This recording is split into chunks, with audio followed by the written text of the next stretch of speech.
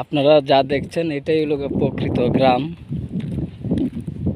যেটা বাংলাদেশের সকল মানুষ যেখানে বড় হয়ে জন্ম শুরু হয় এসব এলাকাতে। এসব এলাকার জন্ম হওয়ার পরে আস্তে আস্তে আস্তে আস্তে বয়স যখন হতে থাকে এরকম রাস্তা দিয়ে চলে যায় একবারে কোথায়,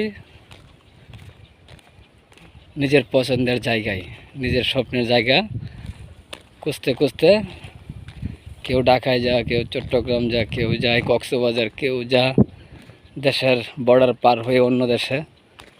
এভাবে কিন্তু মানুষ এক প্রান্ত থেকে আরেক প্রান্তে পৃথিবীর বিভিন্ন আনাচে কানাচে ঘুরে বেড়ায়।